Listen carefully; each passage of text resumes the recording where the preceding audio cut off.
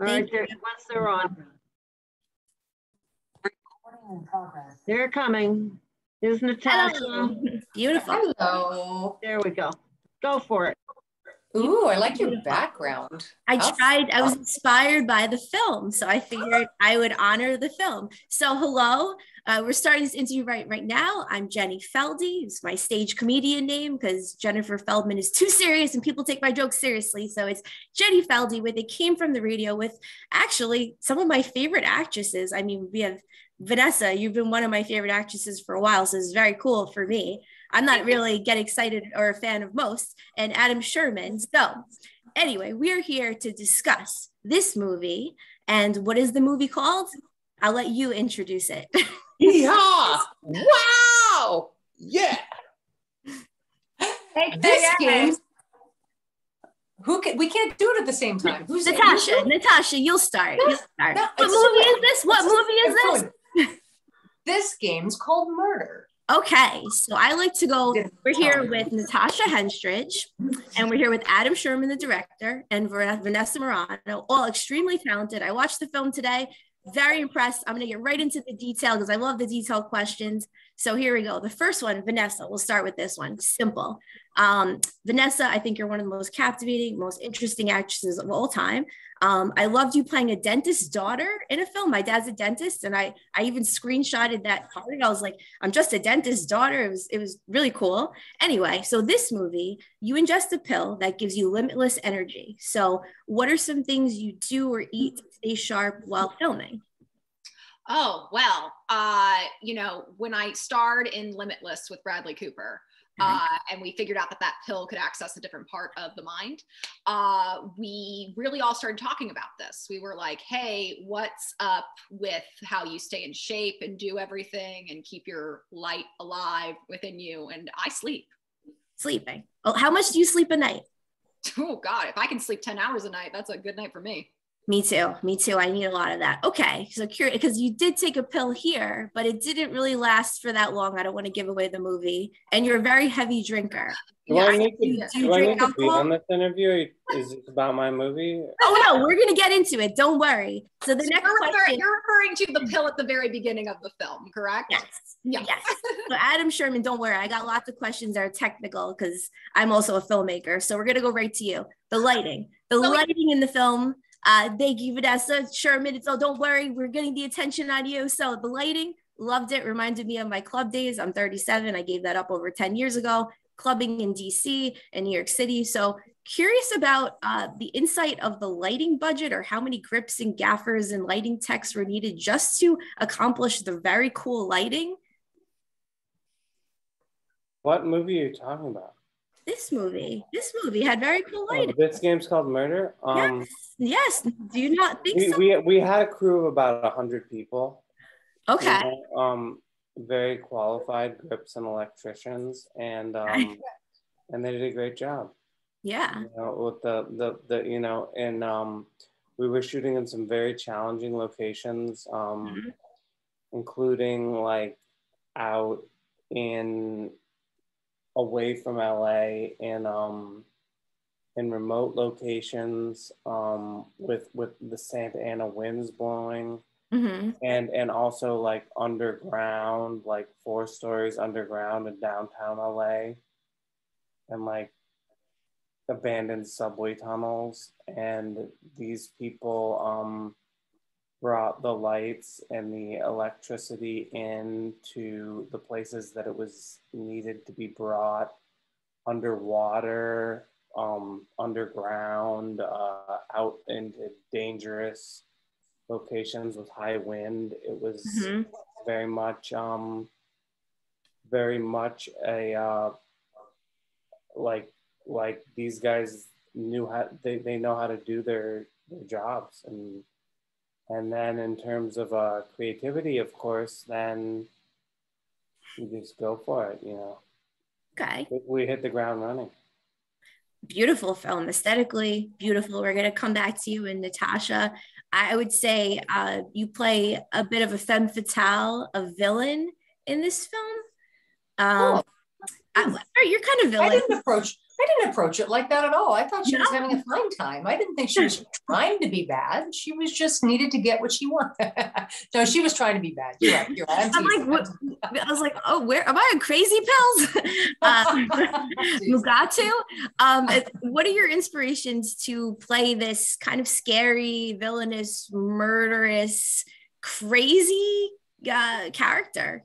Like I didn't have particular people in mind, but I was like a mix of like a desperate housewife mixed with a psychopath on acid. Do you know what I mean? It was that, you know, with some mental health challenges and a lot too many people yesing her whole life and not enough attention from her husband and those kind of things. And so I just did that and went like bigger with it all. I just kind of went much bigger with it all. So no specific, this movie is so hard to for me, it was really hard to go, I'm drawing from this and pulling from this because it's such heightened reality. You know, the film is such heightened reality. And as you saw, because visually it is such an interesting film, and all of Adam's films have a interesting visual aspect to them for sure. So yeah, I can't say specifically, but just Desperate Housewives.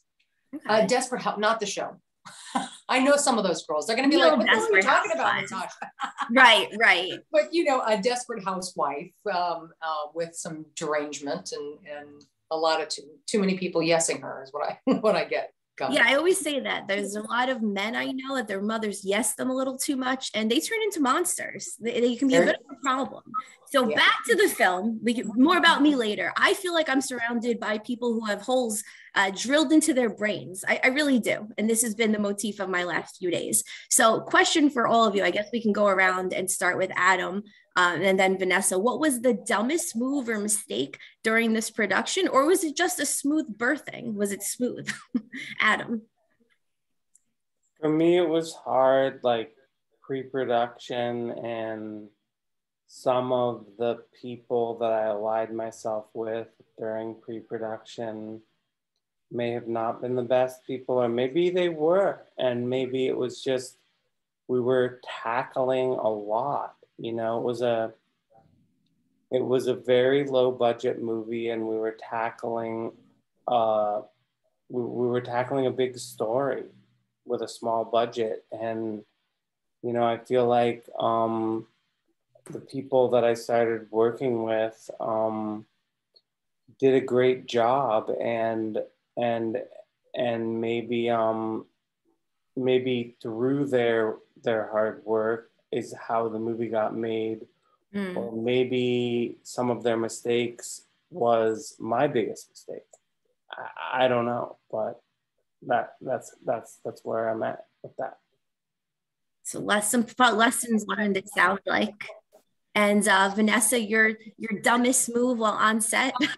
My dumbest move probably was that beautiful, visually stunning plastic purple coat. Not thinking through all the ADR that I might have to do because I was a wire on plastic. Also not thinking through plastic on your body is pretty warm. So it was a warm situation. But you know what? It's all good because it looks great. It does. It really does. It like sticks out of my mind. But I definitely, when I tried it on, did not realize how often Jennifer wears that in the movie. Oh my! Did you pick that or the stylist? Stylist picked it. Our costume designer Robert came up with these insane, visually crazy things that I'm sure Adam inspired to a degree, because Adam has a very specific visualization of things. But it was crazy to be, especially in the underground location of downtown Los Angeles, wearing a plastic coat. Oh my God. A lot of sweat. Yeah. Well, I just bought an infrared sauna, so you had some detox going on. It sounds like maybe the stylist had it out with the sound guy or sound people. Yeah, I know. There was definitely a war of the worlds there. Okay, and Natasha, your dumbest move. Had any? I'm not even gonna talk about. I was involved in this move, but I'm gonna call it somebody else did it, but I was involved. Okay, I'm gonna say it was their dumbest move, and it's a cute story. But I was doing a stunt at the very end, the last day of filming for me, and they had a stunt person lined up, but it was just catching some gold and falling into a swamp. Disney Ranch or something? I think we were in Disney Ranch. Yes. Yeah, and so I had to do this thing, and they had a stunt person there, and I'm like, I got this. I got this. No problem, no problem, no problem. And I had to catch the gold and fall into a swamp. And I fell in. It all went great. It all went perfect. But the guy was so scared because I had to go in there and then look like I'm struggling with weeds and stuff in the swamp. And it looked obviously too good. So he rescued me way too fast. I don't know if it made it in the movie. I haven't seen the movie yet. But he plucked me out. I was like, I just landed. What the hell? She did great. She did great. What happened is that she did a wonderful job. It was a cold, windy night. She threw herself into the swamp. Wow. And the lifeguard saved her rapidly because she was acting like she was drowning. So really, it was she didn't do anything. Really everyone did their job, actually.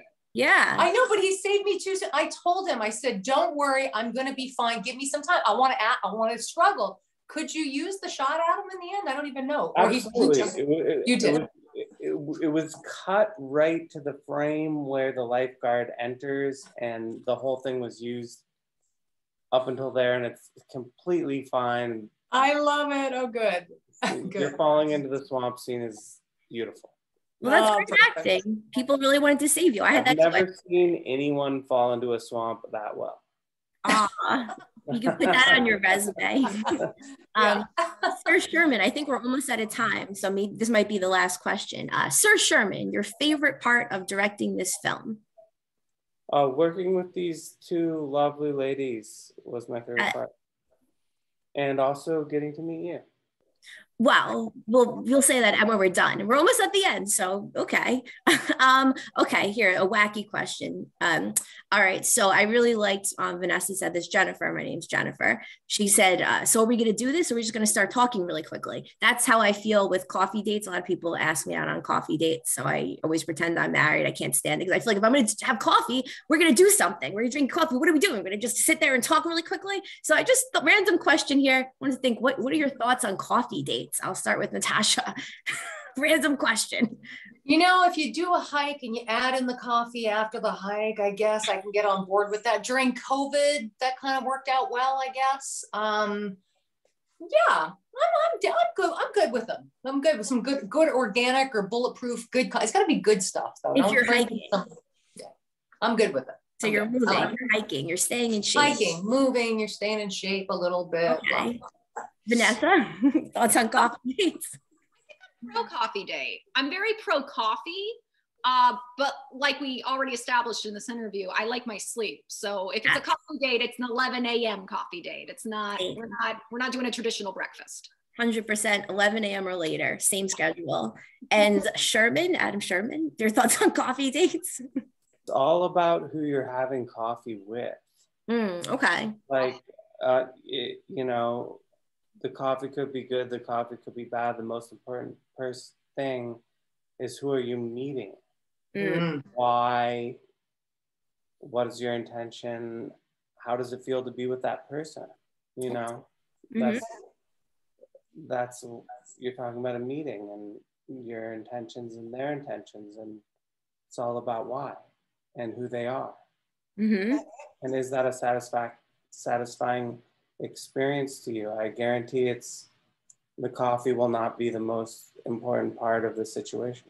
Sometimes it is, depending on the person. Exactly. Well, they haven't cut me off yet. I thought they were going to cut me off in 12 minutes. So I guess I'll just keep going unless you guys put your hands up. Well, please stop. We have time for one more, Jen. Okay. Awesome. Last question. There's a lot of masks in this film. I probably counted at least 15. Masks are definitely a motif. All different types are very interesting. You know, we're all in the entertainment industry, myself too. What are some places, do you feel that you have to wear masks just in life, or do you feel that you can be real? I guess I'll go with Vanessa. I was gonna say, well, now, yeah, legally, I have to wear a mask. Yeah, but like, you know, being fake, or do you feel that you can be a real person as a public figure? A hard time hiding my inner thoughts. I have a face that reveals what I'm thinking, which can be a gift and a curse. Yeah. So yeah, I find that quite difficult to actually put on a mask. Okay. I think it's actually probably, I don't know, I think it might be an asset to actually have that ability to detach and be able to kind of, you know, be a different person in certain situations. Well, you're a good actress. You could do it if you really wanted to. Yeah, but you know, you don't pull on the skills unless you're getting paid. Right. And Natasha, do you feel that you have to constantly put masks on to deal with people and humanity, or you're able to be authentic?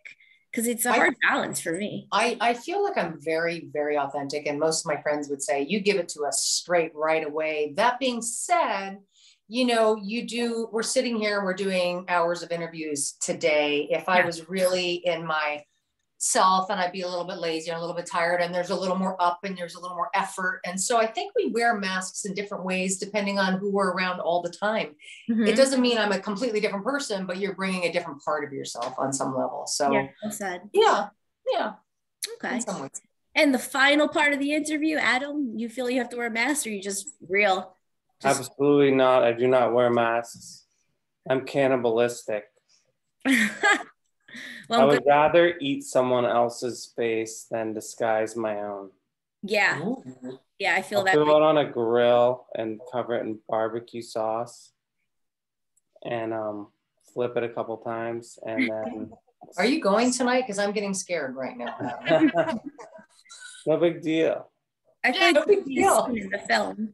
And I feel like this interview's gone in many different directions. It's been like a roller coaster from start to finish. Yes. I've been told I'm like shrooms, so I guess this is like you get what you pay for, and it's not much.